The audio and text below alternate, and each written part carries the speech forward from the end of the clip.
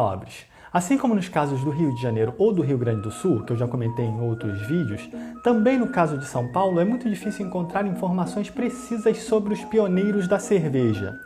Mas, assim como nos outros dois casos, as origens da indústria cervejeira em São Paulo estão diretamente relacionadas à instalação de imigrantes alemães no estado. Carlos Alberto Tavares Coutinho, no seu blog Cervisia Filia, a história das antigas cervejarias, afirma que a primeira fábrica de cerveja do estado de São Paulo foi a fábrica do alemão Henrique Schoenburg, no bairro da Penha, na década de 1840. Que, para vender o seu produto, teria criado também a cervejaria literária O Corvo, no antigo Largo do Capim, depois Largo do Ouvidor, hoje praticamente engolido pelo Largo de São Francisco. Também, segundo Coutinho, a segunda cervejaria do estado teria sido a cervejaria de Heinrich Stupakov, um descendente de russos nascido em Hamburgo. Não se sabe ao certo a data da sua vinda para o Brasil, mas segundo Coutinho, a sua cerveja, cujo nome seria cerveja bávara e não cerveja bavária, como viria a se chamar depois, seria servida já em 1877 na cervejaria Stade de Berna, cervejaria aí no caso é um bar, um restaurante, que foi inaugurada em setembro daquele ano. Por volta de 1890, Stupakov teria ido para a Alemanha se dedicar ao estudo da fabricação de cerveja e aproveitou para comprar os melhores e mais modernos equipamentos e trazer pessoal habilitado. E 2 anos depois, em 20 de outubro de 1892, inaugurou as novas instalações da Fábrica de Cerveja Bavária na Rua da Moca 282, que depois passou a se chamar Alameda Bavária, recebendo o nome da cervejaria, e hoje é a atual Avenida Presidente Wilson, à margem da Estrada de Ferro inglesa. Coutinho encontra nas fontes que ele consultou, provavelmente no livro A Cidade de São Paulo em 1900, de Alfredo Moreira Pinto, um balanço bem completo do estado da empresa de Stupakov na virada do século. Então, em 1900, a fábrica ocupava uma extensão de 25 mil metros quadrados, sendo o prédio principal dividido em tantas seções quantas são as fases da fabricação. Todo o maquinário era o mais moderno, construído na Alemanha e Suíça, de onde também eram importadas as matérias-primas. O vapor para a movimentação das máquinas era produzido por 3 caldeiras e possuía a capacidade de produção de 13 mil litros diários de cerveja. Havia também 3 máquinas produtoras de gelo do sistema Linde, cada uma com 2 compressores que serviam para resfriar 3 câmaras de refrigeração de 520 metros quadrados. Uma antecâmara e 12 câmaras de adegas com 2.025 metros quadrados, contendo 48 tonéis, construídos na Europa, com capacidade entre 30 e 50 hectolitros. A sala de fermentação continha 79 tinas de 3.000 litros de capacidade. A água para a fabricação da cerveja e gelo era retirada de 2 poços de uma profundidade de 100 metros. A fábrica contava ainda com 120 animais de tração e 26 carroças e carretões para as entregas, e em 14 de junho de 1901 a empresa contava com 200 funcionários. Em 1904, a Companhia Antártica Paulista, fundada em 1885, compra a cervejaria Bavária pela quantia total de 3.700 contos de réis, sendo 1.200 contos em ações e o resto em dinheiro, assumindo assim o controle da sua principal concorrente no mercado paulista de cerveja e dando início ao processo de formação do monopólio do mercado de cerveja por 2 grandes marcas que vai marcar a história da cerveja no Brasil ao longo do século XX. Após a Primeira Guerra Mundial, Heinrich Stupakov retornou para Hamburgo, falecendo em 11 de abril de 1920.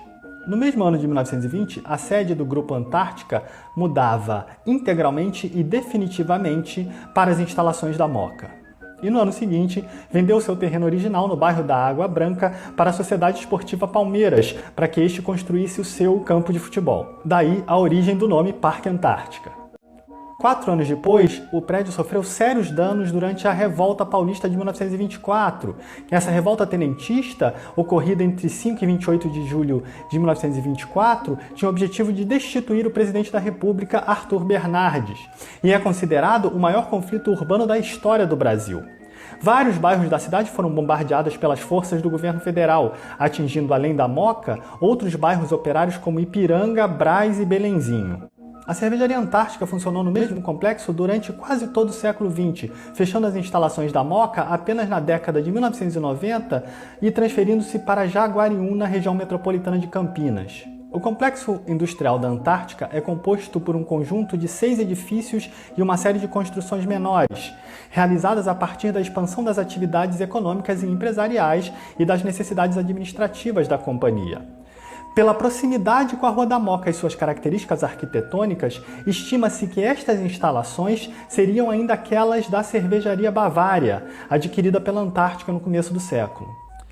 Resolução do Conselho Municipal de Preservação do Patrimônio Histórico, Cultural e Ambiental da cidade de São Paulo, CONPRESP, de 23 de agosto de 2016, resolveu tombar o complexo industrial da Companhia Antártica Paulista, tornando o patrimônio histórico da cidade de São Paulo.